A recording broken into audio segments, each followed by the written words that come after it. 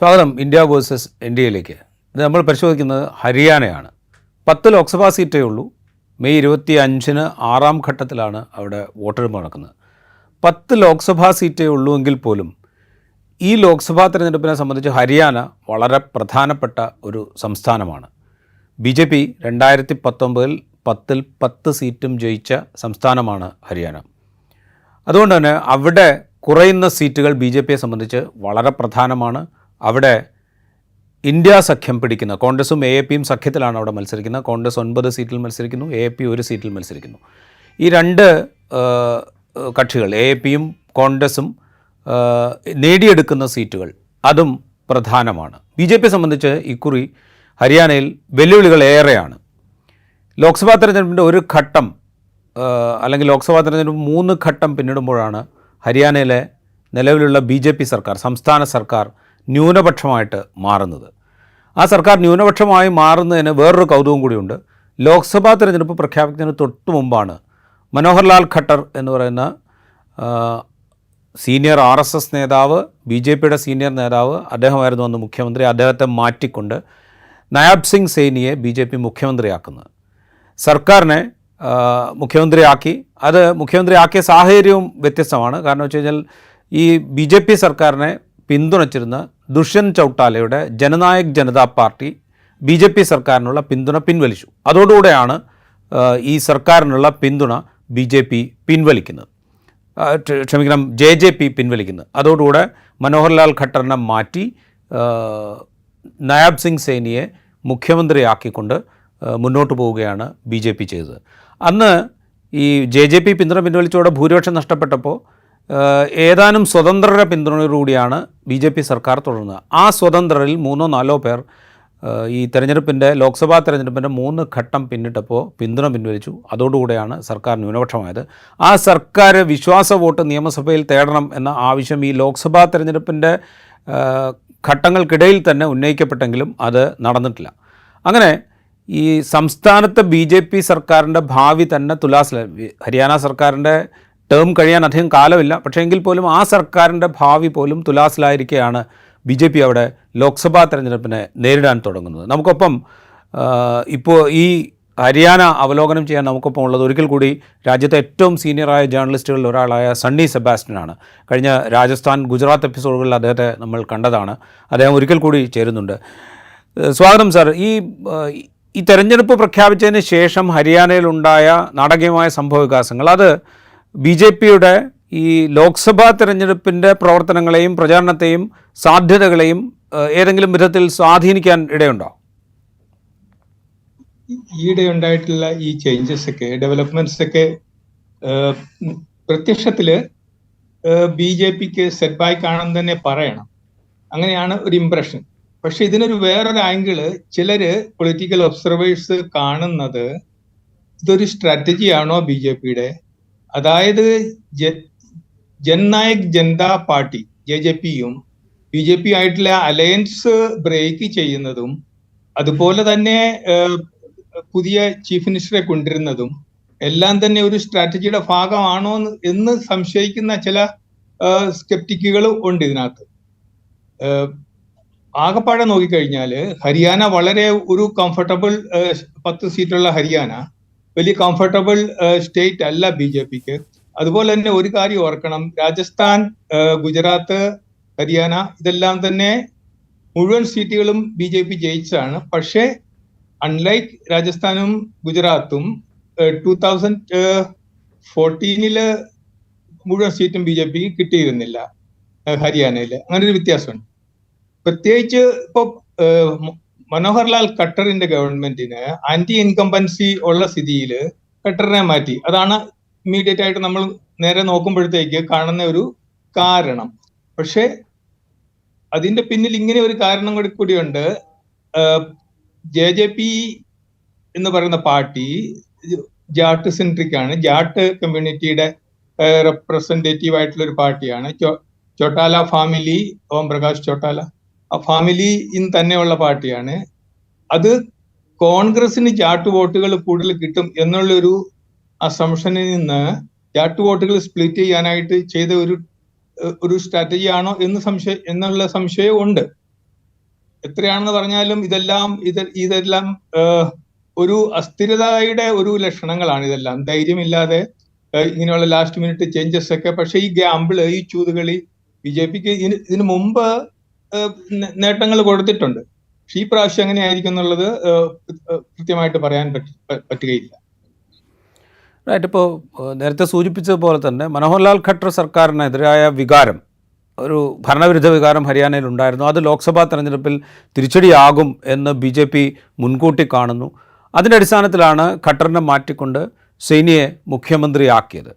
സെയ്നി ഉൾപ്പെടുന്ന പിന്നോക്ക വിഭാഗം മാലി കമ്മ്യൂണിറ്റി, അവരുടെ പിന്തുണ ഈ തെരഞ്ഞെടുപ്പിൽ ഉറപ്പാക്കുക എന്നുള്ളതായിരുന്നു BJPയുടെ കണക്കൂട്ടൽ. ഈ മാലി കമ്മ്യൂണിറ്റി എന്ന് പറയുന്നത് ഹരിയാന സംസ്ഥാനത്ത് ആകെ സ്പ്രെഡ് ഔട്ട് ചെയ്ത് കിടക്കുന്ന ഒരു സമുദായമാണ്.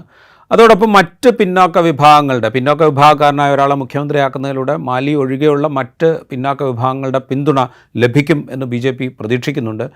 ഈ പിന്നോക്ക വിഭാഗങ്ങളുടെ പിന്തുണയ്ക്കൊപ്പം പരമ്പരാഗതമായി BJPക്ക് ലഭിച്ചുകൊണ്ടിരിക്കുന്ന ബ്രാഹ്മണ, ബനിയ, താക്കൂർ, രാജ്പുത് അങ്ങനെയുള്ള വിഭാഗങ്ങളുടെ പിന്തുണ കൂടെ ചേർക്കാം എന്നാണ് BJP കണക്ക് കൂട്ടുന്നത്. ഈ കാൽക്കുലേഷൻ എത്രത്തോളം യാഥാർത്ഥ്യമുള്ളതാണ്? അതായത് ഒരു പിന്നോക്ക വിഭാഗങ്ങളുടെ കൺസോൾട്ടേഷൻ പ്ലസ് നേരത്തെ മുതൽ ലഭിച്ചുകൊണ്ടിരിക്കുന്ന ബ്രാഹ്മണ, ബനിയ, താക്കൂർ, രാജ്പുത് വിഭാഗങ്ങളുടെ വോട്ടുകൾ, ഇത് രണ്ടും കൂടെ ചേർത്ത് ഒരു പരീക്ഷണം, അത് എത്രത്തോളം ഒരു രാഷ്ട്രീയ യാഥാർത്ഥ്യവുമായിട്ട് ചേർന്ന് നിൽക്കുന്നതാണ്?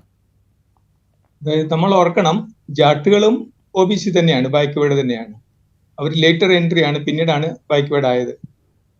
അത് നോൺ ജാട്ട് OBCസിനെ കോൺസെൻട്രേറ്റ് ചെയ്തുകൊണ്ടുള്ള ഒരു മൂവ് ആയിരുന്നു ഈ ഇടയ്ക്കുണ്ടായിരുന്ന BJPയുടെ മൂവ്. ആ കൂട്ടത്തിൽ അവർക്ക് അഷ്യൂർഡ് ആയിട്ടുള്ള ഏരിയാസ് ബ്രാഹ്മിൺ, ബനിയ, അതുപോലെ ക്ഷത്രിയ വോട്ടുകളും OBC വോട്ടുകളും കൂടെ കൂടി കഴിഞ്ഞാൽ ജാട്ടുകൾ വോട്ട് ചെയ്യാതിരിക്കുന്ന ഒരു സിറ്റുവേഷനിൽ അത് റൂൾ ഔട്ട് ചെയ്തുകൊണ്ടുള്ളൊരു നീക്കമാണ്. അതില് BJP അവരുടെ കാൽക്കുലേഷൻ ഇങ്ങനെ ഒരു കാൽക്കുലേഷനിലാണ് ഈ മൂവ് നടത്തിയിരിക്കുന്നത്. പക്ഷെ ഇതിനകത്ത് പല ആസ്പെക്ട്സ് ഉണ്ട്. ഹരിയാന ഒരു ഫാർമേഴ്സ് അജിറ്റേഷന്റെ, കർഷക സമരത്തിന്റെ ഒരു ഹോട്ട് ബെഡ് ആയിരുന്നു.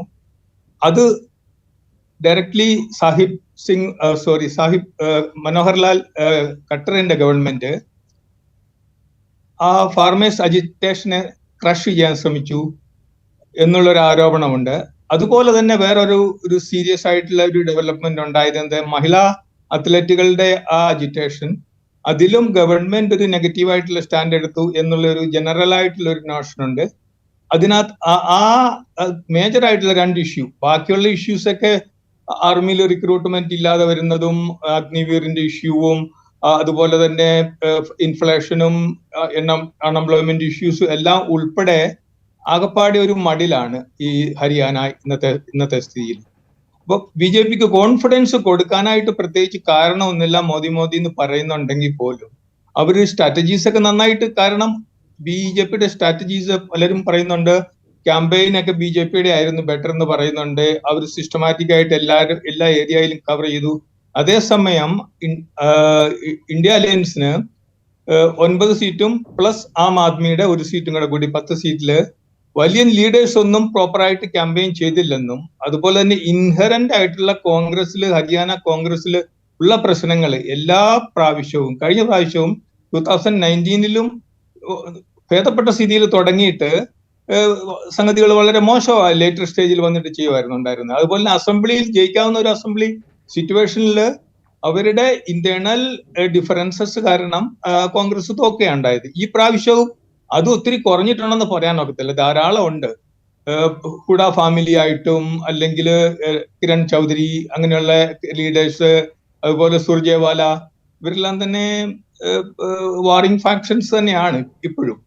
പുറത്തധികം കാണുന്നില്ല. ഒരു കാര്യമുള്ളത്, അവനവന്റെ ഏരിയയിൽ ക്യാമ്പയിൻ ചെയ്യുന്നു, വോട്ടുകൾക്ക് വേണ്ടി ശ്രമിക്കുന്നു. ആ സിറ്റുവേഷനിൽ തമ്മിൽ ഓപ്പൺലി ഫൈറ്റ് ചെയ്തില്ല എന്നൊരു ആശ്വാസം മാത്രമേ കോൺഗ്രസിനുള്ളൂ.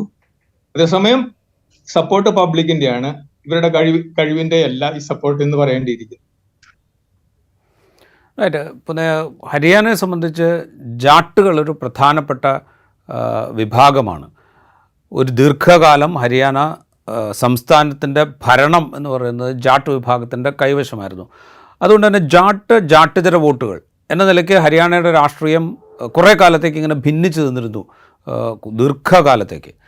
ഈ ജാട്ട് വോട്ടുകളെ കുറേ കാലം കൈവശം വെച്ചിരുന്നത് താവു ദേവിലാലും കുടുംബവുമാണ്. താവു ദേവിലാൽ എന്ന് പറഞ്ഞാൽ നേരത്തെ രാജ്യത്തിൻ്റെ ഉപപ്രധാനമന്ത്രിയായിരുന്ന വ്യക്തിയാണ്.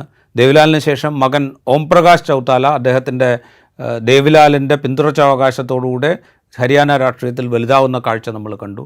പക്ഷേ ഈ ചൗതാല ഫാമിലിയിലുണ്ടായ തർക്കങ്ങൾ, ചൗതാലയുടെ മക്കൾ, മറ്റ് ബന്ധുക്കൾ, ഇവർ പരസ്പരം കലഹിച്ച് പല ഭാഗത്തേക്ക് ചിതറിയതോടുകൂടി ഈ ചൗതാലയുടെ നേതൃത്വത്തിൽ പിന്നീടുണ്ടായ ഇന്ത്യൻ നാഷണൽ ലോക്ദൾ എന്ന പാർട്ടി ഏതാണ്ട് അപ്രസക്തമായി. കഴിഞ്ഞ നിയമസഭാ തെരഞ്ഞെടുപ്പോടുകൂടെ INLD ഏതാണ്ട് 2% താഴെ മാത്രം വോട്ട് ലഭിക്കുന്ന ഒരു പാർട്ടിയായിട്ട് മാറി. അതേസമയം ചൗതാലയുടെ മകൻ ദുഷ്യന്ത് ചൗതാല നേതൃത്വം നൽകുന്ന ജനനായക് ജനതാ പാർട്ടി അത് ഈ ജാട്ടുകളുടെ ഒരു റെപ്രസെൻറ്റേഷൻ കൂടുതലുള്ള പാർട്ടിയായിട്ട് വരികയും ജാട്ട് വോട്ടുകളിൽ വലിയൊരു വിഭാഗം അവർ കൈവശം വയ്ക്കുകയും ചെയ്യുന്ന കാഴ്ച നമ്മൾ കണ്ടു. കഴിഞ്ഞ നിയമസഭാ തെരഞ്ഞെടുപ്പിൽ 10 സീറ്റിൽ JJP വിജയിക്കുകയും ചെയ്തു. ഇത് JJP BJPയുമായിട്ടൊരു സഖ്യമുണ്ടാക്കിക്കൊണ്ടാണ് 2019 അവിടെ BJP JJP സഖ്യ സർക്കാർ അധികാരത്തിൽ വരുന്നത്. ഈ ലോക്സഭാ തെരഞ്ഞെടുപ്പ് അടുത്തപ്പോൾ JJP BJPയുടെ 2 സീറ്റ് എന്ന ആവശ്യം മുന്നോട്ട് വെച്ചു. അത് BJP അംഗീകരിച്ചില്ല. കാരണം കഴിഞ്ഞ തെരഞ്ഞെടുപ്പിൽ 10 സീറ്റിലും BJP ജയിച്ചതാണ്. ഇതോടുകൂടിയാണ് ദുഷ്യന്ത് സംസ്ഥാനത്ത് പിന്തുണ പിൻവലിക്കുന്നത്. BJP അവിടെ ഒറ്റയ്ക്ക് 10 സീറ്റിൽ മത്സരിക്കുന്നു. JJPയും 10 സീറ്റിലും ഒറ്റയ്ക്ക് മത്സരിക്കുന്നുണ്ട്. ഈ JJP പിടിക്കുന്ന വോട്ടുകൾ അത് എത്രത്തോളം നിർണായകമാകും ഈ ലോക്സഭാ തെരഞ്ഞെടുപ്പിൽ എന്നുള്ളൊരു ക്വസ്റ്റ്യൻ ഉണ്ട്. ജാട്ട് വോട്ടുകൾ വലിയൊരു വിഭാഗം JJP പിടിക്കുകയാണെങ്കിൽ അത് കോൺഗ്രസിനാണോ നഷ്ടം ഉണ്ടാക്കുക അതോ BJPക്കാണോ നഷ്ടം ഉണ്ടാക്കുക എന്നുള്ള ചോദ്യമുണ്ട്. ഈ കഴിഞ്ഞ ലോക്സഭാ തെരഞ്ഞെടുപ്പിൽ ഈ 10 സീറ്റിൽ BJP ജയിക്കുമ്പോൾ ജാട്ട് വോട്ടുകളിൽ വലിയൊരു വിഭാഗം BJPയിലേക്ക് ചാഞ്ഞതിൻ്റെ ഫലമായിട്ടാണ് ഈ 10 സീറ്റ് BJPക്ക് കിട്ടിയത് എന്നുള്ള വിലയിരുത്തലുണ്ട്. അപ്പോൾ ഈ JJPയുടെ ഒരു സ്ഥാനാർത്ഥിത്വം 10 സീറ്റിൽ അവർ മത്സരിക്കുന്നു, അത് കോൺഗ്രസിനെയാണോ BJPയാണോ ദോഷകരമായിട്ട് ബാധിക്കുക? നമ്മൾക്ക് ആദ്യം ജാട്ട് പൊളിറ്റിക്സ്, പിന്നീട് ദേവിലാൽ പൊളിറ്റിക്സ്. ഹരിയാന ഒരു ജാട്ട് സ്റ്റേറ്റ് ആയിട്ട് കരുതുന്നുണ്ടെങ്കിലും ജാട്ടുകളുടെ സംഖ്യ നിർണായകമാണ്. പക്ഷെ അങ്ങനെയല്ല, മജോറിറ്റി വോട്ടേഴ്സ് ജാട്ടൊന്നുമല്ല.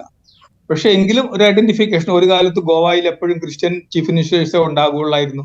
അങ്ങനെ ഒരു ഇംപ്രഷൻ അങ്ങോട്ട് വന്നിട്ട് അതുപോലൊരു സ്ഥലമായിട്ടിരിക്കുകയായിരുന്നു. ജാട്ട് അല്ലാത്ത നോൺ ജാട്ട് ആയിട്ടുള്ള ഒരാളെ ചീഫ് മിനിസ്റ്റർ ആക്കുന്നത് വലിയൊരു റിസ്ക് ആണെന്നും കോൺഗ്രസ് ഒരിക്കലും അത് ഡെയർ ചെയ്തിട്ടില്ല. ഇൻട്രസ്റ്റിംഗ്ലി ചോട്ടാല ഫാമിലി കോൺഗ്രസിൽ നിന്ന് തുടങ്ങി 1938 സാഹിബ് റാം സിഹാഗ്, നമ്മുടെ ദേവിലാൽജിയുടെ മൂത്ത സഹോദരൻ, കോൺഗ്രസിന്റെ ടിക്കറ്റിൽ 1938 1947 മത്സരിച്ച് ജയിച്ചതാണ് ഹരിയാനയിൽ. പിന്നീടാണ് കുറച്ചൊരു സോഷ്യലിസ്റ്റ് ലീനിങ്സ് ഒക്കെ ചൗട്ടാല ഫാമിലി കാണിക്കാൻ തുടങ്ങി. ദേവിലാൽ ഇത്ര അംബിഷ്യസ് ആയിട്ട് അവർ രാജസ്ഥാനിൽ വന്ന് ഇലക്ഷൻ മത്സരിച്ചു. സ്പീക്കറിൽ നിന്ന് അദ്ദേഹം ജയിച്ചതാണ്. അത് ഭൈരവ് സിംഗ് ഷെഖാവത്ത് ഉണ്ടായിരുന്ന സമയത്ത് ദേവിലാലും ഭൈരവ് സിംഗ് ഷെഖാത്തുമായിട്ട് നല്ലൊരു അണ്ടർസ്റ്റാൻഡിങ് ഉണ്ടായിരുന്നു. അതുകൊണ്ട് തന്നെ രാജസ്ഥാനിലും അവര് ഇൻറോഡ്സ് ചെയ്തിരുന്നു. പിന്നീട് കുറച്ച് പുറകോട്ട് പോയിട്ട് ഇപ്പം രാജസ്ഥാനില് ഹരിയാന പൊളിറ്റിക്സിന്റെ പ്രസൻസ് ഇല്ല. ബൽറാം ജാക്കർ പോലെയുള്ള പഞ്ചാബ് പൊളിറ്റീഷ്യൻസ് വന്നിട്ടും അതുപോലെ തിരിച്ചു പോകാറുണ്ടായിരുന്നു. അത് ഈ ദേവിലാൽ ഫാമിലിയുടെയും ജാട്ട് പൊളിറ്റിക്സിന്റെ ഒരു എക്സ്റ്റൻഷൻ ആയിട്ട് രാജസ്ഥാനിലും ഒരു കാലത്ത് പൊളിറ്റിക്സ് ഉണ്ടായിരുന്നു. പിന്നീട് ഓം പ്രകാശ് ചോട്ടാല ജയിലിൽ പോയതിനു ശേഷമാണ് പാർട്ടി ഒരു റഡർലെസ് ആയത്.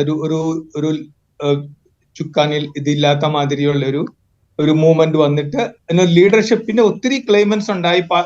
ഈ 4 പ്രദേശം ഉണ്ടായിരുന്ന ഇവരുടെ ദേവിലാൽജിയുടെ 4 മക്കളില് എല്ലാവർക്കും തന്നെ അംബിഷൻസ് ഉണ്ടായിരുന്നു. അപ്പം ഓം പ്രകാശ് ചോട്ടാല ഫാമിലിയാണ് കൂടുതൽ മുമ്പോട്ട് വന്നത്. ഈ പ്രാവശ്യം ഒരാൾ മത്സരിക്കുന്നുണ്ട്, അദ്ദേഹത്തിന്റെ ചോട്ടാലയുടെ തന്നെ കസിൻ മത്സരിക്കുന്നുണ്ട്. പിന്നെ ഫാമിലിയിൽ 2 ലേഡീസ് മത്സരിക്കുന്നുണ്ട്. അങ്ങനെ ചോട്ടാല ഫാമിലി പടർന്ന് പന്തലിച്ച് ഈ പ്രാവശ്യം ഇലക്ഷൻ മത്സരിക്കുന്നുണ്ടെങ്കിലും വലിയ പോസിറ്റീവായിട്ടുള്ള റിസൾട്ട് കിട്ടാൻ വളരെ സാധ്യത കുറവാണ്. അപ്പൊ പുതിയൊരു BJP ഒരു ബോൾഡ് ആയിട്ടുള്ള ഒരു ഇനിഷ്യേറ്റീവ് എടുത്താണ് മനോഹർലാൽ ഖട്ടറിനെ ചീഫ് മിനിസ്റ്റർ ആക്കിയത്. പക്ഷെ ഇൻട്രസ്റ്റിംഗ്ലി രാജസ്ഥാനിൽ ഭജൻലാലിനെ ആക്കിയ പോലെയും മധ്യപ്രദേശിൽ യാദവിനെ ആക്കിയ പോലെയും ഒരു റിമോട്ട് ചീഫ് മിനിസ്റ്റർ എന്ന രീതിയിലാണെന്ന് തന്നെ വേണമെങ്കിൽ പറയാം. ഖട്ടർ കുറെ നാള് ഭരിച്ചിട്ട് പ്രത്യേകിച്ച് ആൾക്കാർ ഇംപ്രസ്ഡ് ആയെന്നും തോന്നുന്നില്ല. അപ്പൊ ഖട്ടറെ മാറ്റി. പക്ഷെ ഒരു കാര്യമുണ്ട്, ഖട്ടർ ഈ പ്രാവശ്യം ലോക്സഭ മത്സരിപ്പിക്കുന്നുണ്ട്. ഈ ആർഗ്യുമെന്റ് ഖട്ടർ വളരെ മോശമായിരുന്നെങ്കിൽ ലോക്സഭ മത്സരിക്കാൻ അവർ ടിക്കറ്റ് കൊടുക്കത്തില്ലായിരുന്നല്ലോ. അങ്ങനെ ഒരു ആർഗ്യുമെന്റും കൂടെ ഉണ്ട്. പക്ഷെ പാർട്ടിക്ക് അല്പം ഒരു ഓവർ കോൺഫിഡൻസ് ചില കാര്യങ്ങളിലുണ്ട്, ഞങ്ങൾ ആരെ നിർത്തിയാലും ജയിക്കും എന്നൊക്കെയുള്ള മാതിരി. പക്ഷെ ഹരിയാനയിൽ ഈ പ്രാവശ്യം അങ്ങനെയാണെന്ന് പറയാനൊക്കത്തില്ല. എത്രയായാലും അവർക്ക് 10-ൽ 10 കിട്ടുന്ന പ്രശ്നമേ ഉദിക്കുന്നില്ല. ബാക്കിയുള്ളതൊക്കെ ഈ അടുത്ത 2-3 ദിവസങ്ങളിലെ മൂവ്മെന്റ് അനുസരിച്ചായിരിക്കണം. റൈറ്റ്. ഇതിനകത്ത് ഒരു ക്ലാരിറ്റിക്ക് കൂടി, ഈ ജാട്ട് വോട്ടുകൾ അത് ഇപ്പോൾ JJP മത്സരിക്കുന്നത് കൊണ്ട് അതിൻ്റെ നഷ്ടം ഇപ്പോൾ 2019 കണക്ക് നമ്മൾ പരിശോധിച്ച് കഴിഞ്ഞാൽ 58% വോട്ട് BJPക്ക് ഉണ്ടായിരുന്നു. അത് ഈ ജാട്ട് വോട്ടുകളുടെ ഒരു ചായ്വ് കൂടി BJPയിലേക്ക് വന്നുകൊണ്ടാണ് അത്രയും വോട്ട് പെർസെൻറ്റേജ് കൂടിയത് എന്നുള്ളൊരു വിലയിരുത്തലുണ്ട്. അപ്പോൾ ഈ JJP ഒറ്റയ്ക്ക് മത്സരിക്കുക എന്ന് പറയുമ്പോൾ അത് BJPക്കാണോ ദോഷം ഉണ്ടാക്കുക, കോൺഗ്രസിനാണോ ദോഷം ഉണ്ടാക്കുക? JJPയുടെ ഒറ്റയ്ക്കുള്ള മത്സരം വളരെ അഡ്വഞ്ചറസ് ആണ്. അതിനകത്തുനിന്ന് വലിയ റിസൾട്ട് ഉണ്ടാവുമെന്ന് തോന്നുന്നില്ല. രണ്ടാമത് ജാട്ട് കമ്മ്യൂണിറ്റിയെ നമ്മൾ നോക്കുമ്പോഴത്തേക്ക് ഒരു കാര്യം ഓർക്കണം. ജാട്ട് കമ്മ്യൂണിറ്റി ഒരുതരം എപെക്സ് കാസ്റ്റ് ആണത്. അതായത് പല സ്ഥലങ്ങളിലും നോർത്ത് ഇന്ത്യയിൽ രാജ്പൂത്തുകൾ ചെയ്യുന്നത് പോലെ പിന്നീട് ഓഫ് ലേറ്റ് ജാട്ടുകൾ അങ്ങനെ ചെയ്യുന്നുണ്ട്. ബാക്കിയുള്ള കമ്മ്യൂണിറ്റീസിനെയൊക്കെ ഇൻഫ്ലുവൻസ് ചെയ്ത് അവരുടെ വോട്ടിംഗ് പാറ്റേൺ തന്നെ ഇവരാണ് ഇവോൾവ് ചെയ്യുന്നത്. ബലപ്രയോഗങ്ങൾ കൊണ്ടും സൈക്കോളജിക്കലിയും അങ്ങനെ പല കാരണങ്ങളുണ്ട്. നമ്മൾ അതിലോട്ട് ഇപ്പം കടക്കുന്നില്ല. പക്ഷെ ജാട്ടുകൾ വോട്ട് ചെയ്യുന്നത് കൂടാതെ വോട്ട് ചെയ്യിക്കാനും അവർക്ക് കപ്പാസിറ്റി ഉണ്ടെന്ന് ഓർക്കണം. അതാണ് ജാട്ടുകളുടെ ഇമ്പോർട്ടൻസ്. അതുകൊണ്ട് തന്നെയാണ് എപ്പോഴും ചീഫ് മിനിസ്റ്റർ ജാട്ടെ ആവാൻ പാടുള്ളൂ എന്നൊരു രീതിയിലുള്ള പൊളിറ്റിക്കൽ മൂവ്മെന്റ്സ് അവർ നടത്തി ബാർഗെയിൻ ചെയ്തിരുന്നു. പക്ഷെ ഇപ്പോഴ് അത്രയ്ക്ക് അവരുടെ ബാർഗെയിനിങ് പവർ വളരെ കുറഞ്ഞു നിൽക്കുന്ന ഒരു സിറ്റുവേഷൻ ആണ്. രണ്ടാമത് JJP ഫീൽഡിലുള്ള കൊണ്ട് ആരുടെ വോട്ടാണ് INLDയും ഇന്ത്യൻ നാഷണൽ ലോക്ദളും, ഈ രണ്ട് പാർട്ടികൾ ആരുടെ വോട്ടാണ് കട്ട് ചെയ്യുന്നത്? BJPയുടെ ആണോ അതോ കോൺഗ്രസിന്റെ ആണോ? രണ്ട് കാര്യങ്ങളുണ്ട്. ജനറലി ഒരു അസംഷൻ ഉണ്ട്, ജാട്ട് വോട്ടുകൾ രാജസ്ഥാന്റെ ഈ ഹരിയാനയുടെ അഡ്ജോയിനിങ് ആയിട്ടുള്ള ഷെക്കാവട്ട് റീജിയനിൽ ഈ പ്രാവശ്യവും ഇലക്ഷനിൽ ജാട്ട് വോട്ടുകൾ കൂടുതലും കോൺഗ്രസിന് കിട്ടിയെന്നാണ് ഒരു അനുമാനം. അതുപോലെ തന്നെ ഈ കഴിഞ്ഞ അസംബ്ലിയിലെ ഇലക്ഷനിൽ പോലും ജാട്ടുകൾ കോൺഗ്രസിനാണ് സപ്പോർട്ട് ചെയ്തു എന്നൊരു തോന്നലുണ്ട്. അങ്ങനെ നോക്കുമ്പോഴത്തേക്കും ഈ പ്രാവശ്യം ഹരിയാനയിലും ജാട്ടുകൾ കോൺഗ്രസിനാണ് വോട്ട് ചെയ്യുന്നത് എന്നൊരു ഫീലിംഗ് ഉണ്ടാവും, അല്ലെങ്കിൽ എന്നൊരു ഇംപ്രഷൻ ഉണ്ട്. അപ്പൊ ആ രീതി നോക്കിക്കഴിഞ്ഞാല് ജാട്ട് വോട്ടുകൾ JJPക്ക് കിട്ടുന്നത് കോൺഗ്രസിന് നഷ്ടം. പക്ഷെ അതേസമയം ഇതും കൂടെ നോക്കണം. ഈ അടുത്ത കാലം വരെ ജൻനായക് ജനതാ പാർട്ടി റൂളിംഗ് കോalitionന്റെ ഒരു ഭാഗമായിരുന്ന ആ പാർട്ടി വിട്ടിട്ട് വേറെ ഒരു ഇൻഡിപെൻഡന്റ് ആയിട്ട് മത്സരിക്കുന്നു. എത്രയായാലും ആൾക്കാർ വോട്ടർ ഈ മനസ്സിൽ ഇത് തീർച്ചയായിട്ടും ഉണ്ടാവും. ഈ അടുത്ത കാലം വരെ റൂളിംഗ് പാർട്ടി ആയിരുന്നല്ലോ, ആ ആന്റി ഇൻകംബൻസി അത് എത്രയായാലും JJPയെ ബാധിക്കും. അങ്ങനെ BJPക്ക് അതിനകത്ത് നിന്ന് നഷ്ടം ഉണ്ടാവും. അങ്ങനെ നോക്കുമ്പോഴത്തേക്ക് രണ്ട് മേജർ പാർട്ടീസ്, കോൺഗ്രസിനും BJPക്കും, രണ്ടുപേർക്കും മേജർ പാർട്ടീസ് BJPക്കും കോൺഗ്രസിനും, അവർക്ക് രണ്ടുപേർക്കും JJP ജൻനായക് ജനതാ പാർട്ടിക്ക് കിട്ടുന്ന വോട്ടുകൾ രണ്ടുപേരുടെയും പോക്കറ്റിൽ നിന്നാ പോകുന്നെന്ന് പറയേണ്ടതായിട്ട് വരും.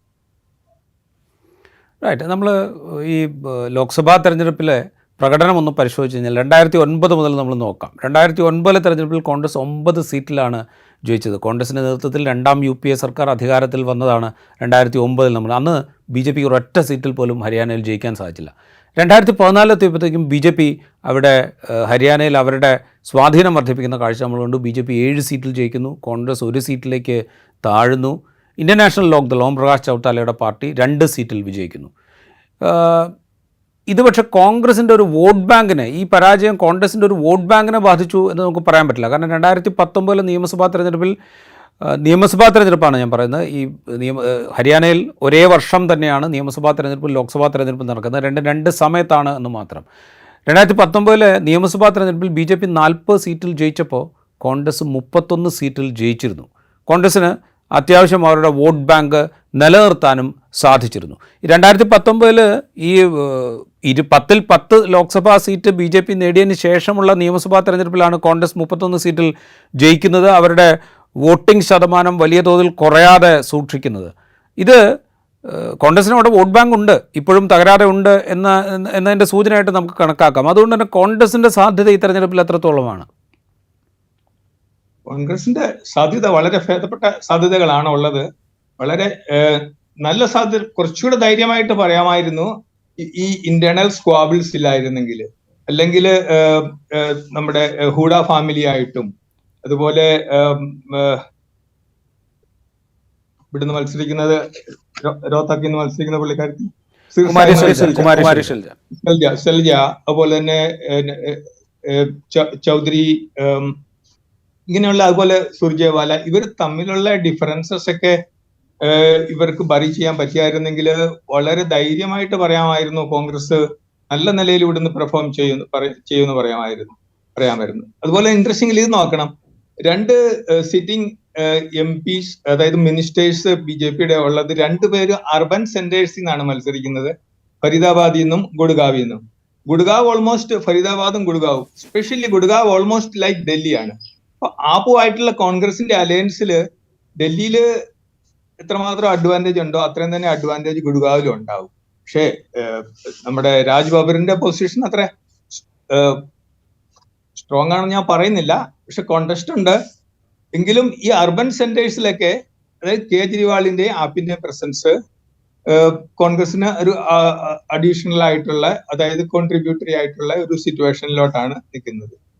അപ്പം BJPയുടെ ഈ പ്രാവശ്യത്തെ ക്ലെയിം എല്ലാം നരേന്ദ്രമോദിക്കുള്ള വോട്ടായിട്ട് തന്നെയാണ്. അവരെ ശല്യപ്പെടുത്തുന്ന ഇഷ്യൂസ്, മഹിളാ ഇഷ്യൂസും, വിമൻ അത്ലറ്റ്സിന്റെ ഉണ്ട്, അതുപോലെ ഫാർമേഴ്സ് അജിറ്റേഷന്റെ ഉണ്ട്, അൺഎംപ്ലോയ്മെന്റിന്റെ ഉണ്ട്. ഇൻട്രസ്റ്റിംഗ്ലി ഈ പ്രാവശ്യം 16 കാൻഡിഡേറ്റ്സ്, വിമൻ കാൻഡിഡേറ്റ്സ് മാത്രമേ ഉള്ളൂ ഈ പ്രാവശ്യം ഇലക്ഷനിൽ. 332 അത്രയും കാൻഡിഡേറ്റ്സ് ഉണ്ട്. നമ്മൾക്കറിയാമല്ലോ, വളരെ സ്ക്യൂഡ് ആയിട്ടുള്ള ഒരു വിമൻ, അതായത് ജെൻഡർ ഇക്വേഷൻ ആണ് ഹരിയാനയിലുള്ളത്.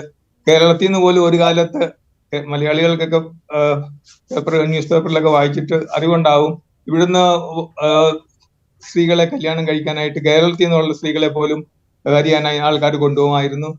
പക്ഷെ വളരെ അഡ്വാൻസ്ഡ് ആയിട്ടുള്ള ഒരു സ്റ്റേറ്റ് ആണ്. കേരളമായിട്ട് പല ഏരിയാസിലും കോമ്പീറ്റ് ചെയ്യാൻ പറ്റിയ ഒരു സ്റ്റേറ്റ് ആണ് ഹരിയാന. എങ്കിലും വിമൻസ് എമാൻസിപ്പേഷൻ, എംപവർമെന്റ് ഇങ്ങനെയുള്ള ഏരിയയിൽ ശരിക്കും ബാക്കിയോടാണ്, ഡൽഹിയുടെ നെയ്ബർഹുഡിൽ കിടന്നിട്ട് പോലും. അങ്ങനെയുള്ള രീതിയിൽ വരുമ്പോഴത്തേക്ക് ഒരാൾ 2 ആൾ ഈ രീതിയിലാണ് ഇലക്ഷൻ MPs ഇവിടുന്ന് തിരഞ്ഞെടുക്കപ്പെടുന്നത്, മഹിളകളുടെ കൂട്ടത്തിൽ നിന്ന്. അങ്ങനെ ഒരു പ്രത്യേക ഒരു സിറ്റുവേഷൻ ആണ് ഹരിയാനയിൽ. പക്ഷെ ഹരിയാന ബേസിക്കലി, ഞാൻ പിന്നെ പറയാൻ ആഗ്രഹിക്കുകയാണ്, ഒരു ഹിന്ദുത്വ സ്റ്റേറ്റ് അല്ല. എപ്പോഴും കോൺഗ്രസിന് ബേസ് ഉള്ള ഒരു സ്ഥലമാണ്. കോൺഗ്രസിന്റെ ബേസ് ഒരിക്കലും നഷ്ടപ്പെടാത്ത ഒരു സ്ഥലമാണ്. ഇൻട്രസ്റ്റിംഗ്ലി ആദ്യത്തെ ഹരിയാന ചീഫ് മിനിസ്റ്റർ ജാട്ട് അല്ലായിരുന്നു, BD ശർമ്മ എന്ന് പറഞ്ഞൊരു വ്യക്തിയായിരുന്നു. അങ്ങനെയുള്ള എല്ലാ ഫ്ലക്ച്വേഷൻസിനും സിറ്റുവേഷൻസിനും എല്ലാം ധാരാളം പോസിബിലിറ്റീസ് ഉള്ള ഒരു സ്റ്റേറ്റ് ആണ് ഹരിയാന. ചെറിയ സ്റ്റേറ്റ് ആണെങ്കിലും വളരെ ഇലക്ട്രിക് സ്റ്റേറ്റ് ആണ്. വളരെ ഇൻട്രസ്റ്റിംഗ് ആണ് ഇവിടുത്തെ ഈ പ്രാവശ്യത്തെ ലോക്സഭാ മത്സരം. നമ്മൾ ഈ കോൺഗ്രസിൻ്റെ കാര്യം പറയുമ്പോൾ, കോൺഗ്രസ് ഈ ജാട്ടുകളുടെ ഒരു സ്വാധീനം നിലനിർത്താൻ ശ്രമിക്കുന്നതിനോടൊപ്പം തന്നെ കോൺഗ്രസിൻ്റെ വോട്ട് ബാങ്കിൽ ഏറ്റവും പ്രധാനമായിട്ടുള്ള ഈ പിന്നാക്ക വിഭാഗത്തിൻ്റെ വോട്ടുകളാണ്. കോൺഗ്രസിൻ്റെ വോട്ട് ബാങ്കിനെ നിലനിർത്തുന്നതിലും ഈ പിന്നാക്ക വിഭാഗങ്ങൾക്ക് ചെറുതല്ലാത്തൊരു സ്ഥാനമുണ്ട് ഹരിയാനയിൽ. അതിൽ ഒരു വിള്ളലുണ്ടാക്കാനാണ് BJP ശ്രമിക്കുന്നത്. നായബ് സിംഗ് സൈനിയെ മുഖ്യമന്ത്രിയാക്കുമ്പോൾ BJP അതിനാണ് ശ്രമിച്ചത്. അത് ഫലം കാണുമോ? ഒരു പിന്നാക്ക വിഭാഗക്കാരനെ മുഖ്യമന്ത്രി ആക്കിയത് കൊണ്ട് തന്നെ വലിയ ഷിഫ്റ്റ് ആ വോട്ട് ബാങ്കിൽ ഉണ്ടാക്കാൻ BJPക്ക് സാധിക്കുമോ? വലിയ ഇമ്പാക്ട് ഉണ്ടെന്ന് എനിക്ക് തോന്നുന്നില്ല. കാരണം ഇദ്ദേഹം, ഈ നായബ് സിംഗ് സൈനി എന്ന് പറയുന്ന വ്യക്തി അങ്ങനെ വലിയൊരു ഇമ്പാക്ട്ഫുൾ ആയിട്ടുള്ള ലീഡർ ആയിട്ടില്ല. അതുപോലെ തന്നെ അദ്ദേഹം വന്നു കഴിഞ്ഞിട്ട് പ്രത്യേകിച്ച് അങ്ങനെ ഒരു ഫീലിംഗ് അവിടെ പബ്ലിക്കിൽ ഇല്ല. അതുകൂടാതെ ഈ കാസ്റ്റിന്റെ ഇക്വേഷനിൽ നോക്കിക്കഴിഞ്ഞാല് കോൺഗ്രസിന്റെ ഗണിതം ഇങ്ങനെയാണ്: ജാട്ടുകളുടെ വോട്ട് കിട്ടുന്നത്, അതായത് അത് കൂടുതൽ കിട്ടും എന്നുള്ള പ്രതീക്ഷ. അതുകൂടാതെ മുസ്ലിം വോട്ട്സ്, മേവ്സ് ഒത്തിരിയുള്ള സ്ഥലമാണ് ഹരിയാന, മേവ് മുസ്ലിംസ്, അവരുടെ മുഴുവൻ വോട്ട്, ദളിത് വോട്ടുകള്, ആ രീതിയിൽ നോക്കിക്കഴിഞ്ഞാല് BJPയുടെ അപ്പർ കാസ്റ്റ് അലയൻസും പിന്നെ കുറച്ച് ജാട്ട് വോട്ട് സ്പ്ലിറ്റ് ചെയ്തിട്ട് കിട്ടുന്ന ആ അഡ്വാൻറ്റേജും ഒക്കെ വെച്ച് നോക്കിക്കഴിഞ്ഞാൽ പോലും കോൺഗ്രസ് ഒരു സ്ട്രോങ് ഫുട്ടിങ്ങിലാണെന്ന് പറയണം. ഇക്വേഷൻ അനുസരിച്ച്, കാസ്റ്റ് ഇക്വേഷൻ അനുസരിച്ച് കോൺഗ്രസ് ആണ് ഇൻ എ ബെറ്റർ പൊസിഷൻ എന്ന് പറയേണ്ടതായിട്ട് വരും. റൈറ്റ്. ഇപ്പോൾ ആം ആദ്മി പാർട്ടിയുടെ സഖ്യത്തെക്കുറിച്ച് സൂചിപ്പിച്ചു. ഇപ്പോൾ ഗുഡ്ഗാവ്, ഫരീദാബാദ്, പ്രത്യേകിച്ച് ഗുഡ്ഗാവ്, ഡൽഹിയോട് ചേർന്ന് കിടക്കുന്ന പ്രദേശങ്ങളുണ്ട്. ഡൽഹിയോട് തൊട്ട സംസ്ഥാനമാണ് ഹരിയാന. ആം ആദ്മി പാർട്ടി തന്നെയും അവരുടെ ഒരു ഡൽഹി കഴിഞ്ഞാൽ നെക്സ്റ്റ് ടാർഗറ്റായിട്ട് നേരത്തെ പറഞ്ഞിരുന്നത് ഹരിയാനയാണ്. പഞ്ചാബിന് മുമ്പ് പറഞ്ഞിരുന്നത് ഹരിയാനയാണ്. ആം ആദ്മി പാർട്ടി അവിടെ അവരുടെ ഗ്രൗണ്ട് ലെവൽ ആക്ടിവിറ്റീസ് നേരത്തെ മുതൽ തുടങ്ങിയിട്ടുണ്ട്. ആ നിലയ്ക്ക് ആം ആദ്മി പാർട്ടിക്ക് ഒരു പ്രസൻസ് ഉണ്ട് ഹരിയാനയിൽ. എന്നിട്ടും അവർ ഒരു സീറ്റിൽ മത്സരിക്കുന്നു, കുരുക്ഷേത്രയിൽ മാത്രം. ബാക്കി 9 കോൺഗ്രസിനെ പിന്തുണയ്ക്കുകയാണ് ചെയ്യുന്നത്. ഈ ആം ആദ്മി പാർട്ടിയുടെ ഒരു സപ്പോർട്ടും പ്രസൻസും അത് എത്രത്തോളം ഗുണം ചെയ്യും കോൺഗ്രസിന്? ഒപ്പോൾ ഈ അരവിന്ദ് കെജ്രിവാൾ ലേറ്റസ്റ്റ് സ്റ്റേജിൽ ജയിലിൽ നിന്നിറങ്ങി പ്രചാരണത്തിനെത്തുന്നു. അതും എത്രത്തോളം പ്രധാനമാണ് ഈ ഹരിയാനയുടെ കാര്യത്തിൽ? ഹരിയാന, പ്രത്യേകിച്ച് ഗുഡ്ഗാവ് ഓൾമോസ്റ്റ് ഡൽഹി തന്നെയാണ്.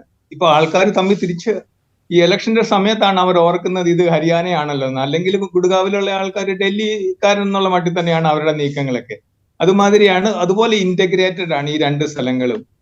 അപ്പോഴത്തേക്ക് ആം ആദ്മി പാർട്ടിയുടെ, പ്രത്യേകിച്ച് കേജ്രിവാൾ ജയിലിൽ പോവുകയും ബെയിലിൽ പുറത്തിറങ്ങുകയും ഇപ്പൊ ക്യാമ്പയിൻ ചെയ്യുകയും ചെയ്യുന്ന സ്ഥിതി ഞാൻ വിചാരിക്കുന്നത് വളരെ നല്ലതാണെന്നുള്ളതാണ്. കേജ്രിവാളിന് വളരെയധികം സിമ്പതി ഉള്ള ഒരു സ്ഥലമാണ് ഡൽഹിയും അതിന്റെ നെയ്ബർഹുഡും. അതുപോലെ ഒരു സീറ്റിൽ സമ്മതിച്ചത് ബാക്കിയുള്ള സീറ്റിലുള്ള അഡ്ജസ്റ്റ്മെന്റ്, പഞ്ചാബും ഡൽഹിയുമായിട്ടുള്ള അഡ്ജസ്റ്റ്മെന്റിൽ ഒരു സീറ്റിന് അവർ സമ്മതിച്ചതായിരിക്കണം. അത് കോൺഗ്രസിന് വളരെ ഒരു നല്ലൊരു ഒരു സ്ഥിതിയായിരിക്കും. അപ്പൊ അങ്ങനെ നോക്കുമ്പോഴത്തേക്ക് കേജ്രിവാളിന്റെ റിലീസും പുള്ളിയുടെ ക്യാമ്പയിനും അതുപോലെ ഓവറോൾ ഡൽഹിയിലുള്ള ആ പ്രോ NDA ഒരു മാഹോൽ പറയുന്നത് എന്താ പറയുന്നത്, ഒരു അറ്റ്മോസ്ഫിയറും എല്ലാം കൂടെ കൂട്ടി വരുമ്പോഴത്തേക്ക് ഹരിയാനയെ വിട്ടു നിൽക്കാൻ പറ്റത്തില്ല. ഹരിയാന, കുറച്ച് ഭാഗം രാജസ്ഥാൻ, ഹരിയാന, ഡൽഹി, ഇതെല്ലാം മോറോർലെസ് ഒരു തരത്തില ചില സമയങ്ങളിലൊക്കെ ചിന്തിക്കുന്നത്. ഇലക്ഷൻ സമയത്തിൽ പ്രത്യേകിച്ചും. ഈ ഇലക്ഷനിലാണേലും ഹരിയാനയും ഡൽഹിയും ഒരുപോലെ ആയിരിക്കണം മിക്കവാറും വോട്ട് ചെയ്യാൻ പോകുന്നതാണ് എൻ്റെ വിചാരം. റൈറ്റ്. ഇപ്പോൾ നേരത്തെ സൂചിപ്പിച്ചല്ലോ കർഷകരുടെ പ്രതിഷേധം, അതിൻ്റെ ഇമ്പാക്റ്റ് കൂടുതലുണ്ടായ സംസ്ഥാനങ്ങളിൽ ഒന്നാണ് ഹരിയാന. കർഷകരുടെ പ്രതിഷേധത്തെ ആ സർക്കാർ നേരിട്ടത് വലിയ തോതിൽ വിമർശിക്കപ്പെട്ടിരുന്നു. അതുപോലെ തന്നെയാണ് ഗുസ്തി താരങ്ങൾ, അവരുടെ ബ്രിജ്ഭൂഷൺ ശരൺ ശർമ്മ എന്ന് പറയുന്ന ഗുസ്തി ഫെഡറേഷൻ്റെ നേതാവ് ലൈംഗികമായി ഉപദ്രവിക്കാൻ ശ്രമിച്ചു എന്നുള്ള അവരുടെ ആരോപണം, അവരുടെ പ്രതിഷേധം. ഗുസ്തിക്കൊക്കെ വലിയ സ്വാധീനമുള്ള മേഖലയാണ് നമ്മളുടെ ഹരിയാന എന്നൊക്കെ പറയുന്നത്. ഇതൊക്കെ ഉണ്ടാക്കിയൊരു ഇമോഷനുണ്ട് അവിടെ. ഈ ഇമോഷൻ തെരഞ്ഞെടുപ്പ് പ്രചരണ രംഗത്ത് ഉണ്ടാകുന്ന കാഴ്ചയെ നമ്മൾ കണ്ടു. ചിലയിടത്തൊക്കെ BJPയുടെ സ്ഥാനാർത്ഥികൾക്കെതിരെ പ്രതിഷേധം ഉയരുന്ന കാഴ്ചയും ഉണ്ടായി. അപ്പോൾ ഈ ഇത്തരം അന്തരീക്ഷം, അതായത് പ്രതിഷേധങ്ങളുടെയും രോഷത്തിൻ്റെയും ഒക്കെ ഒരു അന്തരീക്ഷം ഹരിയാനയിലുണ്ട്. ഇത് എത്രത്തോളം മുതലെടുക്കാൻ സാധിക്കും കോൺഗ്രസ് AAP സഖ്യത്തിന്? അതിന് പാകത്തിലുള്ളൊരു പ്രചരണ സംവിധാനം ഈ സഖ്യത്തിൻ്റെതായിട്ടുണ്ടോ? പഞ്ചാബ് പറയുന്നത് പോലെ തന്നെ ഹരിയാനയും കുറച്ചൊക്കെ ഒരു മിലിറ്റന്റ് ആയിട്ടുള്ള ഒരു ഫാർമേഴ്സ് ഉള്ള ഒരു സ്ഥലമാണ്. അത് ഫാർമേഴ്സ് അജിറ്റേഷനുമായിട്ട് ബന്ധപ്പെട്ട് ഇപ്പം അശോക് തവറിനും അതുപോലെ തന്നെ ഈവൻ മനോഹർലാൽ ഖട്ടറിന് പോലും പോലീസ് ഗ്യാരണ്ടി ഇല്ലാതെ അല്ലെങ്കിൽ പോലീസിന്റെ അകമ്പടി ഇല്ലാതെ ഗ്രാമങ്ങളിൽ പ്രവേശിക്കാൻ പറ്റാത്ത സ്ഥിതിയാണ്. ഇന്നലെ പോലും അവർ പോലീസിന്റെ അകമ്പടിയോടുകൂടിയാണ് ഗ്രാമങ്ങളിലോട്ടൊക്കെ ഇത് ടൂർ ചെയ്തത്. അങ്ങനെ ഒരു സിറ്റുവേഷനെ പറ്റി ആലോചിച്ച് നോക്കുക. അത് ബാക്കിയുള്ളവർക്ക് ആ സ്ഥിതി ഇല്ലല്ലോ. കോൺഗ്രസിന്റെ ഒരു കാൻഡിഡേറ്റിന് അങ്ങനെ ഒരു സ്ഥിതി വരുന്നില്ല, അല്ലെങ്കിൽ ആം ആദ്മി പാർട്ടിയുടെ കാൻഡിഡേറ്റിന് ഇല്ല. BJPയുടെ കാൻഡിഡേറ്റ്സിന് പോലീസ് അകമ്പടിയോടുകൂടി ഇലക്ഷൻ ക്യാമ്പയിന് പോകേണ്ടതായിട്ട് വരുന്നതിനെ പറ്റി ആലോചിക്കുമ്പോൾ തന്നെ അവര് എങ്ങനെ ജയിക്കാൻ സാധ്യത വളരെ കുറവായിട്ട് തോന്നണമല്ലോ.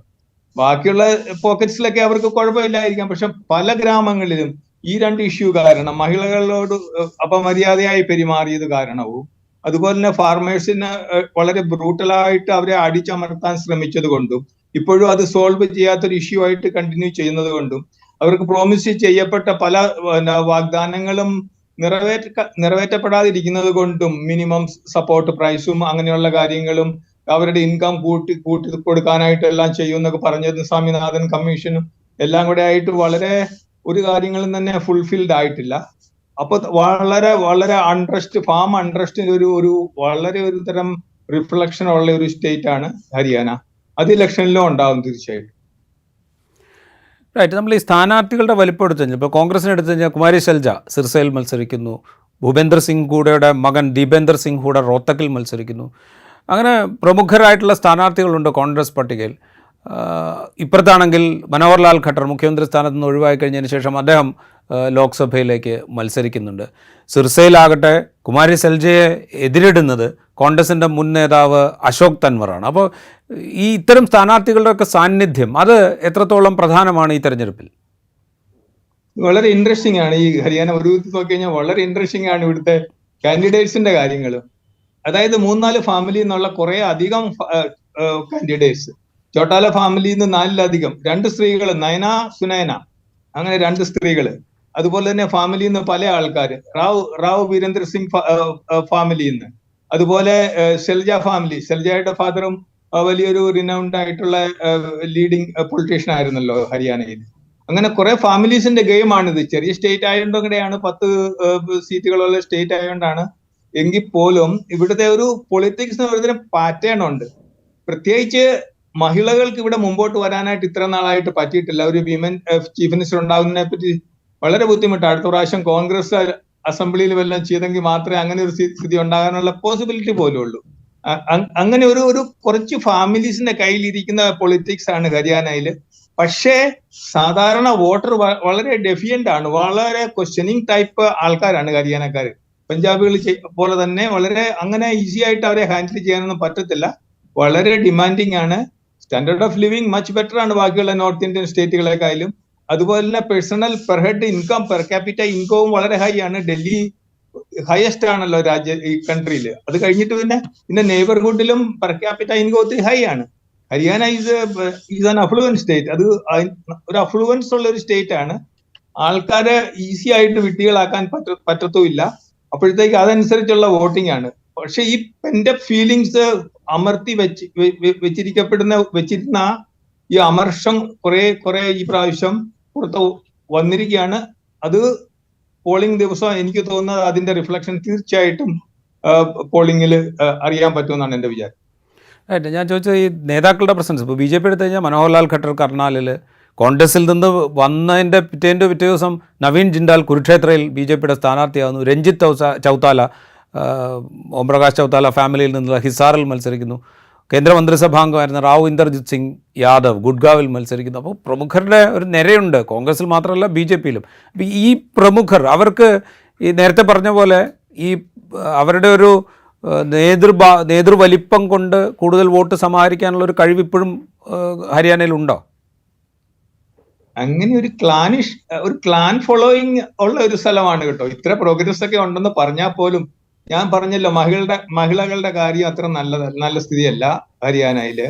ഇപ്പോഴും കാപ്പ് പഞ്ചായത്തും മൂപ്പന്മാർ നിശ്ചയിക്കുന്ന വിധി കൽപ്പിക്കുന്ന കോടതികളും ആ മാതിരിയുള്ള സംഗതികളൊക്കെ ഇപ്പോഴും വളരെ ഒരു വിരോധാഭാസമാണ് ഹരിയാനയിൽ. ആ രീതി നോക്കിക്കഴിഞ്ഞാൽ ഒരു വശത്ത് പ്രോഗ്രസ്, മറുവശത്ത് വളരെ ട്രഡീഷണൽ ആയിട്ടുള്ള വളരെ പ്രിമിറ്റീവ് ആയിട്ടുള്ള പ്രാക്ടീസസും ഒക്കെ ഉണ്ട്. അതിപ്പം ഇത് കുറെ ഫാമിലി ഭരണം, അധികാരം കുറെ ഫാമിലികളുടെ കയ്യിൽ കൺഫൈൻഡ് ആണ്. പുതിയ ആൾക്കാർ, കുറച്ച് ആൾക്കാരെ പൊളിറ്റിക്സിലോട്ട് മുമ്പോട്ട് വരുന്നുള്ളൂ. അതുപോലെ തന്നെ പ്രത്യേകിച്ച് അവിടെ ഒരു 50%, 10% പോലും റെപ്രസെന്റേഷൻ മഹിളകൾക്കില്ല കാൻഡിഡേറ്റ്സിന്റെ കാര്യത്തിൽ. അപ്പൊ തന്നെ വലിയൊരു വിഭാഗം ഔട്ടായിട്ട് നിൽക്കുകയാണ്. മൂപ്പന്മാർക്ക് മാത്രം, അതായത് ഇങ്ങനെയുള്ള ഈ ട്രഡീഷണൽ പൊളിറ്റിക്കൽ ഫാമിലീസിന്റെ എൽഡേഴ്സിന് മാത്രം ടിക്കറ്റ് കൊടുക്കുന്ന, അല്ലെ അവരുടെ കുട്ടികൾക്കോ ഗ്രാൻഡ് ചിൽഡ്രനോ ടിക്കറ്റ് കൊടുക്കുന്ന ഒരു സ്ഥിതിയാണ് ഇപ്പോഴും ഹരിയാനയിലുള്ളത്. ആ രീതിയിൽ നോക്കുമ്പോഴത്തേക്ക് അധികാരം തന്നെ വളരെ കുറഞ്ഞ ചെറിയൊരു കുറെ ഫാമിലികളുടെ കയ്യിൽ മാത്രം ഇരിക്കുകയാണ്. ഈവൻ ആലോചിച്ച് നോക്കിക്കഴിഞ്ഞാല് ഇപ്പൊ സൈനി എന്ന് പറഞ്ഞ ഒരാൾ വന്നു ചീഫ് മിനിസ്റ്റർ ആയിട്ട്, വളരെ ഒരു പ്രതീക്ഷിക്കാതെ വന്നാണ്. ആ രീതി പറഞ്ഞാൽ അത് നല്ല കാര്യമാണ്. ഖട്ടർ എന്ന് പറഞ്ഞ ആള് പഞ്ചാബി സിന്ധി ആയിരിക്കണം. അത് വളരെ വലിയൊരു ഗ്യാപ്പിന് ശേഷം ഫസ്റ്റ് ടൈം വന്നതാണ്. അങ്ങനെയുള്ള എക്സ്പെരിമെന്റ്സ് ഒക്കെ ഒരു ചേഞ്ച് കൊണ്ടിരുന്നുണ്ട് എന്നല്ലാതെ ട്രഡീഷണൽ ആയിട്ട് പിന്നെയും പുറകോട്ട് പഴയ ആൾക്കാരുടെ കയ്യിൽ തന്നെ അധികാരം നിൽക്കുന്ന ഒരു സിറ്റുവേഷൻ ആണ് ഹരിയാനയിൽ എപ്പോഴും. പിന്നെ ഹരിയാനക്കാർക്ക് ഒരു അഡ്വാൻറ്റേജ് ഉള്ള ഡൽഹിയുടെ നെയ്ബർഹുഡ് ആണ്. എപ്പം വേണമെങ്കിലും ഡൽഹിയിലോട്ട് മൈഗ്രേറ്റ് ചെയ്യാം, ഇന്റഗ്രേറ്റ് ചെയ്യാം. അങ്ങനെ ഒരു അഡ്വാൻറ്റേജ്, ലൊക്കേഷണൽ അഡ്വാൻറ്റേജും ഹരിയാനയ്ക്കുണ്ട്. 2 തരത്തിലുണ്ട്. ഡൽഹിയുടെ അടുത്തായതുകൊണ്ട് വലിയ വലിയ അറ്റൻഷൻ ഒന്നും കിട്ടത്തുമില്ല. ഡൽഹിയിൽ അടുത്തായതുകൊണ്ട് അവർക്ക് അഡാപ്റ്റ് ചെയ്യാൻ പറ്റും ഈസി ആയിട്ട്. ഡൽഹിയുടെ അഡ്വാൻറ്റേജസ് ഒക്കെ അവർക്ക് കിട്ടുന്നുണ്ട് എന്നുള്ളതാണ്. ഇമ്പോർട്ടൻസ് കുറവാണ്, കാരണം ഡൽഹിയുടെ അടുത്തുള്ള ഒരു ചെറിയ സ്റ്റേറ്റ്, ആ രീതിയിൽ ഇമ്പോർട്ടൻസ് കുറവാണ്. എങ്കിൽ പോലും അഡ്വാൻറ്റേജസ് ഒക്കെ അവർക്ക് മേക്ക് യൂസ് ഓഫ് ചെയ്യണമെങ്കിൽ, അതിനകത്ത് എന്തെങ്കിലും നേട്ടങ്ങൾ ആഗ്രഹിക്കുന്നുണ്ടെങ്കിൽ അവർക്കത് കിട്ടാൻ സാധ്യത കൂടുതലുണ്ട് മറ്റുള്ളവരെ കാര്യം. റൈറ്റ്. ഞാൻ അവസാനമായിട്ട് ഈ കുരുക്ഷേത്രയിലാണ് ആം ആദ്മി പാർട്ടി മത്സരിക്കുന്നത്. ഈ കോൺഗ്രസിൻ്റെ സഖ്യത്തിൽ മത്സരിക്കുന്നു, ആകെ ഒരു സീറ്റിൽ. ആം ആദ്മി പാർട്ടിയുടെ സാധ്യത എത്രത്തോളമാണ് ഈ ഒറ്റ മണ്ഡലത്തിൽ? കുരുക്ഷേത്ര പറഞ്ഞു കഴിഞ്ഞാൽ നവീൻ ജിണ്ടൽ വളരെ ഒരു പ്രൊമിനന്റ് ആയിട്ടുള്ള ഒരു കോൺഗ്രസ് കാൻഡിഡേറ്റ് ആയിരുന്നല്ലോ, കോൺഗ്രസ് ലീഡർ ആയിരുന്ന ഒരു കാലത്ത്. വളരെ ധനാഢ്യനായ വ്യക്തി, വലിയൊരു അവരുടെ സ്റ്റീൽ ഇൻഡസ്ട്രീസ് കാര്യങ്ങളെല്ലാം ഉണ്ട്. അത് ബാക്കിയുള്ള ഇപ്പോഴ് കോൺഗ്രസിലുള്ള ലീഡേഴ്സ് പോകുന്ന മാതിരി ഇദ്ദേഹവും അങ്ങോട്ട് പോയി. ഒരു റിച്ച് ഇൻഡസ്ട്രിയലിസ്റ്റിനെ പിടിക്കാനായിട്ട് ബുദ്ധിമുട്ടില്ല, കാരണം അവരെ പ്രഷറൈസ് ചെയ്യാനായിട്ട് വളരെ ഈസി ആയിട്ടുള്ള കാര്യങ്ങളുണ്ട്. എന്തെല്ലാം പോസിബിലിറ്റീസ് ഉണ്ടെങ്കിലും കോൺഗ്രസ് എത്ര മാത്രം കഴിവ് ഉപയോഗിക്കേണ്ടതായിട്ട് വന്നാലും കോൺഗ്രസ് ജിണ്ടലിനെ തോപ്പിക്കാൻ വളരെയധികം ശ്രമിക്കും. ആ മാതിരിയുള്ള ക്യാമ്പയിനും പദ്ധതികളും ഒക്കെ അവിടെ നടക്കുന്നുണ്ട്. ആം ആദ്മിക്ക് ഫുൾ സപ്പോർട്ട് കോൺഗ്രസ് എത്രയായാലും കൊടുക്കും. അതിനകത്ത് ഒരു ഉപേക്ഷയും വിചാരിക്കത്തില്ല. ആ രീതിയിൽ ജിണ്ടലിന് വളരെ ടഫ് സിറ്റുവേഷൻ ആണ് കുരുക്ഷേത്രയിൽ. അതുപോലെ ആം ആദ്മിക്ക് കിട്ടിയ ഒരു സീറ്റ് കാൽക്കുലേറ്റ് ചെയ്ത് കൊടുത്തതാണ്. അതനുസരിച്ച് പോസിബിലിറ്റീസ് വളരെ ഹൈ ആണെന്ന് ഞാൻ പറയും. ഒരു പ്രശ്നമേ ഉള്ളൂ, ആം ആദ്മിയെക്കാളും കോൺഗ്രസിന് ഫൈനാൻസസിന്റെ പ്രശ്നമുണ്ട്. എല്ലാവരും അവർ ഷെൽജയാണെ പോലും അവരവരുടെ ബലത്തിലുള്ള ഇലക്ഷൻ ക്യാമ്പയിൻസ് ഒക്കെയാണ് നടത്തിക്കൊണ്ടിരിക്കുന്നത്. BJPയുടെ വെൽ ഓയിൽഡ് മെഷീനറി ആയിട്ട് കമ്പീറ്റ് ചെയ്യുമ്പോഴത്തേക്ക് അവരുടെ പൈസയുടെ ആ ബലവും ഒക്കെ നോക്കുമ്പോഴത്തേക്ക് അതനുസരിച്ച് ഇവർക്ക് കൗണ്ടർ ചെയ്യാൻ പറ്റുന്നില്ല. മീറ്റിംഗ്സ് ഒക്കെ മാതിരി കളർഫുൾ ആവുന്നില്ല. എങ്കിലും ഞാൻ നേരത്തെ പറഞ്ഞ പോലെ പബ്ലിക്കിന്റെ സപ്പോർട്ടാണ് ഈ പാർട്ടികളെ മുമ്പോട്ട് നയിക്കുന്നത്. റൈറ്റ്. അവസാനമായിട്ട് ഈ 2019 വിജയം, അത് 10-10, അത് ആവർത്തിക്കാൻ BJPക്ക് സാധിക്കുമോ? അതോ ഈ കോൺഗ്രസ് AAP സഖ്യം ഒരു വലിയ അത്ഭുതം ഉണ്ടാക്കും? എന്താണ് ഹരിയാനയെ സംബന്ധിച്ച് ഏറ്റവും അവസാനം വെച്ചാൽ നമ്മൾ പോളിംഗിലേക്ക് അടുക്കാൻ പോവുകയാണ് ഹരിയാന, അപ്പോൾ സണ്ണി സെബാസ്റ്റ്യന് തോന്നുന്നത്? ഏറ്റവും ഈസി ആയിട്ട് പറയാവുന്ന ഒരു കാര്യം എന്ന് വെച്ചാൽ 10-10 കിട്ടാൻ പോകുന്നില്ല. അതായത് 2019 റിപ്പീറ്റ് ചെയ്യാൻ പോകുന്നില്ല. അത് പറയാൻ വളരെ ഈസിയാണ്. അത് ഈസിയാണ്. എത്രമാത്രം അത് റിവേഴ്സ് ചെയ്യുന്നു, കാരണം മിക്കവാറും എല്ലാ സീറ്റുകളിലും നല്ല മാർജിനോട് കൂടിയാണ് ജയിച്ചത്. പക്ഷേ സീറ്റുകളുടെ ഈ വോട്ടുകളുടെ ഫ്ലോ വരുമ്പോഴത്തേക്ക് ഒരു സൈഡിലോട്ട് അങ്ങ് വെള്ളം ഒഴുകുന്ന പോലെ അങ്ങോട്ട് ഒഴുകി പോവുക ചെയ്യുന്നത്. അല്ലാതെ ഇത്രയും കിട്ടി അത് നികത്താൻ വേണ്ടി അതിന്റെ ഡബിൾ വേണ്ടി വരും, അത് കിട്ടാൻ ബുദ്ധിമുട്ടാണ്, അങ്ങനെയൊന്നും അല്ല ഇഷ്യൂ. ഒരു സൈഡിലോട്ട് പോകുന്നത് മുഴുവൻ തള്ളി അങ്ങോട്ട് പോവുക തന്നെയാണ് ചെയ്യുന്നത്. അതുകൊണ്ട് കഴിഞ്ഞ പ്രാവശ്യം വലിയ മാർജിൻ ഉണ്ടായിരുന്നത് കൊണ്ട് ഈ പ്രാവശ്യം അവിടെ ഒന്നും ജയിക്കത്തില്ല എന്ന ഒരു ആർഗ്യുമെന്റ് ഇതിനൊരു വാല്യൂ ഇല്ല, ഇതിനൊരു വിലയില്ല. അതേസമയം ഈ 10-10 കിട്ടുന്ന പ്രശ്നം ഉദിക്കുന്നില്ല. രണ്ടാമത് 10-5 കിട്ടുമോ എന്നുള്ളതാണ്, 5 പോലും കിട്ടുമോ എന്നുള്ള ഒരു ഇഷ്യൂലാണ്. മേ ബി അതിലും കുറയാനും സാധ്യതയുണ്ട്. അങ്ങനെ ഒരു സ്റ്റേറ്റ് ആണ് ഹരിയാന. കുറച്ചൊരു ആ രീതിയിൽ പറഞ്ഞാൽ ഒരു അൺപ്രഡിക്റ്റബിൾ. പക്ഷെ BJP അവർ വിചാരിക്കുന്ന അവരുടെ സ്ട്രാറ്റജി വർക്ക് ചെയ്യും. ഭയങ്കരമായിട്ട് പ്ലാൻ ചെയ്ത് വളരെ പല തരത്തിലുള്ള ആംഗിൾസ് വെച്ചാണ് ഇതെല്ലാം ചെയ്തിരിക്കുന്നത്.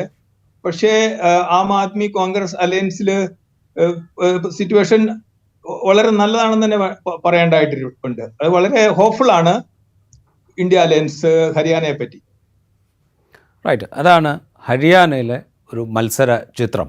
10-10 നേടിയ BJPക്ക് ഹരിയാനയിൽ ഒരു കാരണവശാലും അത് ആവർത്തിക്കാൻ ഇക്കുറി സാധിക്കില്ല എന്ന് വേണമെങ്കിൽ നമുക്ക് ഇപ്പോൾ ഉറപ്പിച്ച് പറയാൻ സാധിക്കും. കോൺഗ്രസ് AAP സഖ്യം ആ 10-ൽ നിന്ന് എത്ര നേടിയെടുക്കും എന്നുള്ളത് നമുക്ക് ജൂൺ 4 അറിയാം.